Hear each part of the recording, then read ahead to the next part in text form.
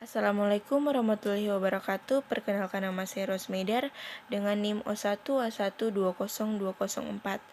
Metabolisme karbohidrat. Pertama, definisi glikolisis.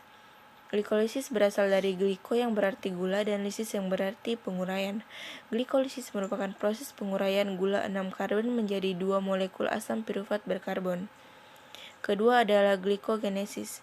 Glikogenesis adalah lintasan metabolisme yang mengkonversi glukosa menjadi glikogen untuk disimpan di dalam hati. Lintasan ini diaktifasi di dalam hati oleh hormon insulin sebagai respon terhadap rasio gula darah yang meningkat, misalnya karena kandungan karbohidrat setelah makan atau teraktivasi pada akhir siklus Cori. Ketiga ada glikogenolisis, adalah proses pemecahan molekul glikogen menjadi glukosa. Apabila tubuh dalam keadaan lapar dan tidak ada asupan makanan, maka kadar glukosa dalam darah akan menurun. Glukosa diperoleh dengan memecah glikogen menjadi glukosa yang kemudian digunakan untuk memproduksi energi. Keempat ada gluconeogenesis, adalah proses sintesis atau pembuatan glukosa dari senyawa non-karbohidrat di dalam tubuh.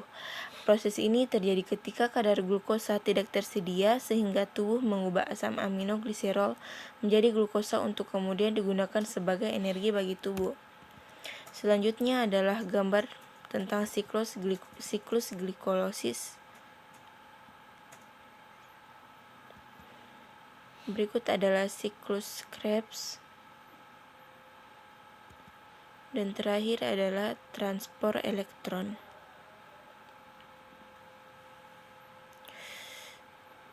Selanjutnya, metabolisme karbohidrat.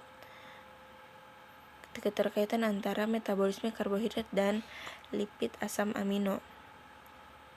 Karbohidrat tersusun atas untaian molekul glukosa. Karbohidrat merupakan sumber utama energi dan panas tubuh. Karbohidrat tersusun atas untaian atau polimer molekul glukosa. Karbohidrat merupakan sumber utama energi dan panas tubuh. Karbohidrat sebagian besar dalam bentuk glukosa sekitar 80%, lainnya dalam bentuk fruktosa dan galaktosa. Fruktosa dan galaktosa setelah diserap akan segera diubah menjadi glukosa. Hanya sedikit yang tetap dalam bentuk fruktosa dan galaktosa. Organ-organ yang terlibat dalam metabolisme karbohidrat yaitu hati dan pankreas.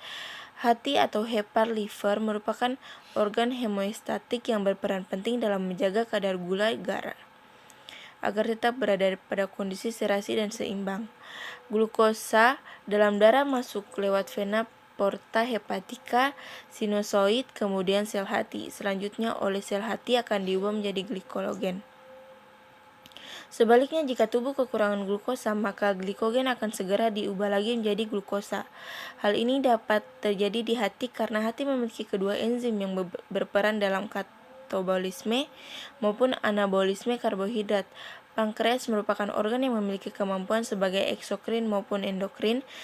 Bagian endokrin kelenjar pankreas yakni bagian pulau Langerhans tersusun atas sel A dan sel B yang berperan menghasilkan hormon yang mengontrol metabolisme karbohidrat yaitu glukagon dan insulin.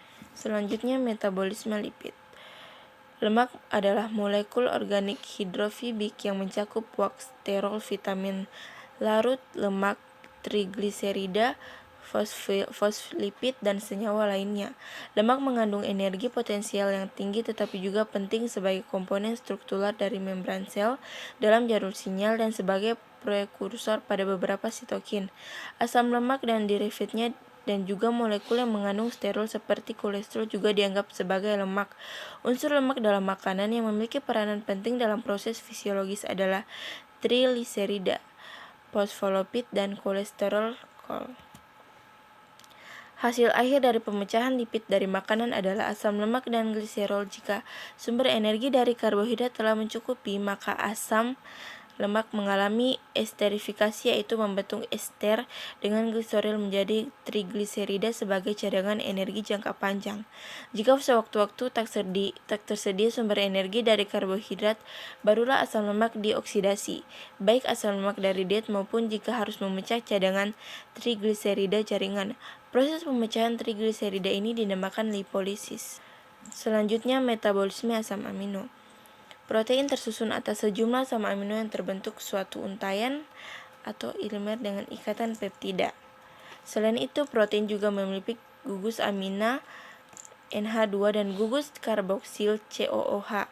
Berdasarkan banyaknya asam amino yang dapat dibedakan menjadi peptida jika terdiri atas untaian pendek asam amino, pilopeptida jika terdiri atas 10-100 asam amino, protein jika terdiri atas untaian panjang lebih dari 100 asam amino.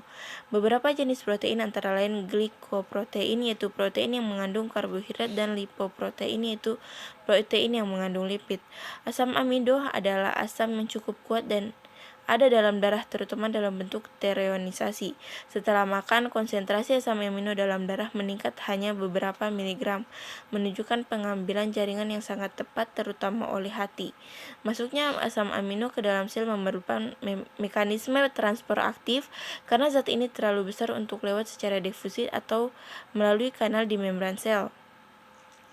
Asam amino selanjutnya digunakan biosintesis protein tubuh di dalam ribosom mengganti jaringan yang rusak. Jika diperlukan dapat diubah menjadi sumber energi dan metabolisme dalam tubuh manusia, yaitu proses glikolisis aerob dan energi ATP yang dihasilkan satu glukosa. Respirasi adalah sebuah proses reduksi, oksidasi, dan dekomposisi bisa menggunakan oksigen maupun tidak, yang akan merubah senyawa organik kompleks menjadi senyawa yang lebih sederhana, dan juga disertai dengan proses pelepasan sejumlah energi ke dalam bentuk ATP, adenosin trifosfat. Bentuk dari energi yang dihasilkan dari proses ini berasal dari energi potensial kimia yang berupa ikatan kimia. Sedangkan respirasi aerob diartikan sebagai sebuah reaksi pemecahan senyawa glukosa yang memerlukan bantuan oksigen. Oksigen di sini memiliki peran dalam menangkap elektron yang kemudian akan bereaksi dengan ion hidrogen yang menghasilkan air H2O.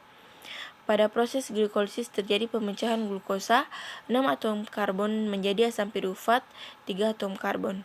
Proses ini berlangsung di sitoplasma dalam dua jenis reaksi endergonik pembentukan ATP dan eksergonik menghasilkan ATP. Pada tahap ini akan dihasilkan 2 ATP, 2 asam pirufat, dan 2 NADH.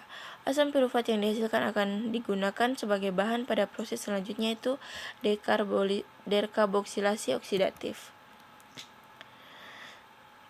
Selanjutnya proses glikolisis anaerob dan energi ATP yang dihasilkan satu glukosa. Di proses glikolisis, kondisi pirufat bergantung pada ketersediaan oksigen dalam sel. Dengan oksigen, molekul pirufat dapat memasuki mitokondria dan teroksidasi membentuk karbon dioksida dan air. Tetapi ketika tak ada oksigen, pirufat kemudian diubah menjadi etanol dan asam laktat. Proses tersebut yang dinamakan dengan respirasi anaerob. Respirasi anaerob yang terjadi pada prokariota dan eukariota uniseluler sering disebut sebagai fermentasi. Fermentasi terbagi menjadi dua jenis yaitu fermentasi alkohol dan fermentasi asam laktat. Fermentasi alkohol dilakukan oleh ragi dan beberapa mikroorganisme lainnya.